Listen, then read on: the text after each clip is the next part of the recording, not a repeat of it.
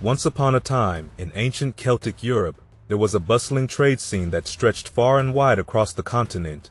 Picture this, a hub of activity where goods flowed like water, connecting the Celts with distant lands such as the Mediterranean cultures, Iberia, and even Britain.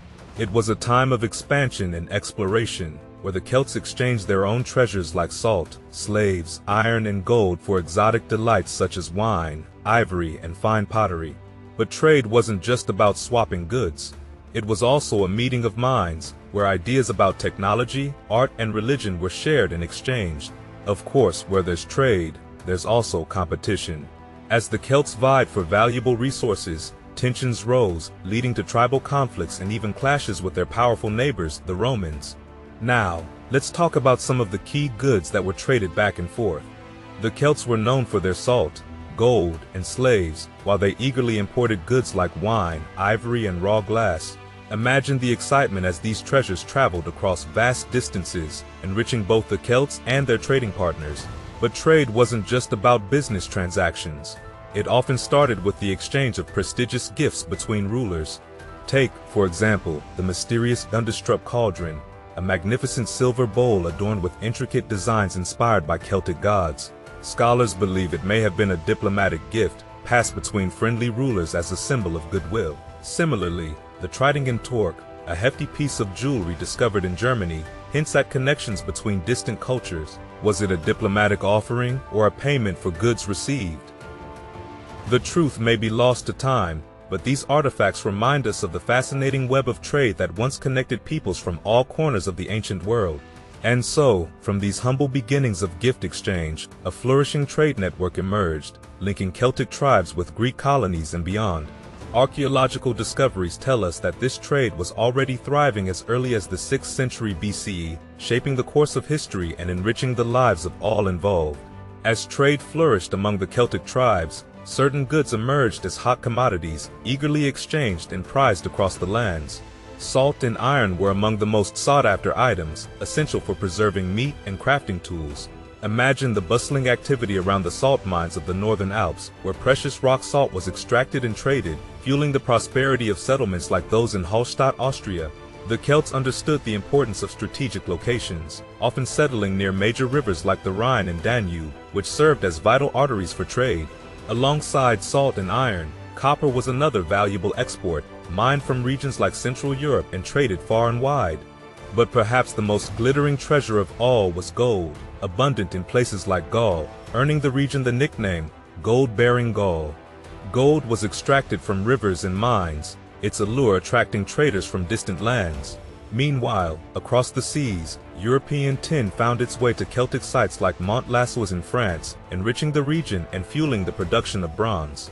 Other exotic imports included red coral, prized for adorning prestigious items, and glass, initially imported before the Celts mastered their own production techniques. Silver, although not highly esteemed by the Celts themselves, found its way into their hands through coinage. Amber, sourced from the Baltic, traveled through intermediaries to adorn Celtic jewelry and furniture, showcasing the far-reaching networks of trade. Horses, too, were traded from Eastern Europe and the Balkans, prized for their strength and utility.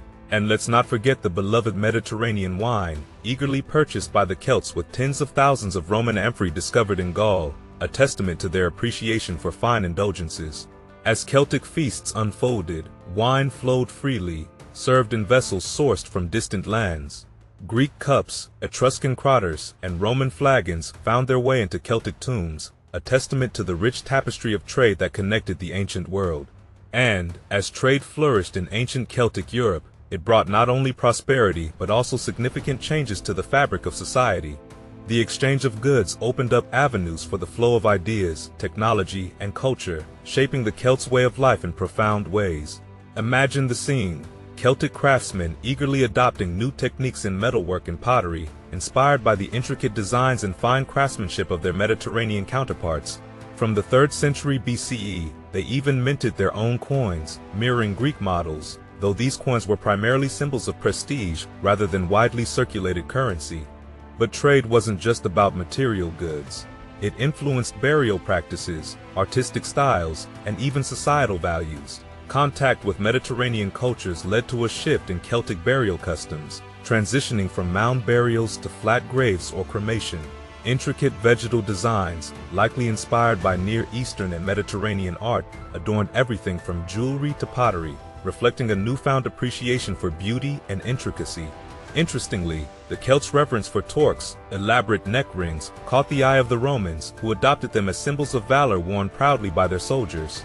This cultural exchange was just one example of how trade blurred the lines between different civilizations, shaping their identities in unexpected ways. Yet, with the benefits of trade came heightened competition. Rivalry between Celtic tribes escalated, leading to the construction of fortified settlements known as oppida. These strongholds not only safeguarded communities from external threats, but also became bustling centers of commerce and craftsmanship. Mints churned out coins, while workshops buzzed with activity as metalworkers, potters, weavers, and glassmakers honed their crafts. However, trade also had its darker side. As the Roman Empire expanded its reach, it saw the wealth of the Celts as a prize to be conquered. With military conquest came the assimilation of Celtic peoples into the Roman fold, marking the end of their independence and cultural autonomy. Trade, once a source of prosperity, now became a means of spreading Roman cultural practices far and wide, from wine to oil lamps. And so, the story of trade in ancient Celtic Europe is one of innovation, exchange, and adaptation, where the ebb and flow of goods reshaped societies and forged new connections across distant lands.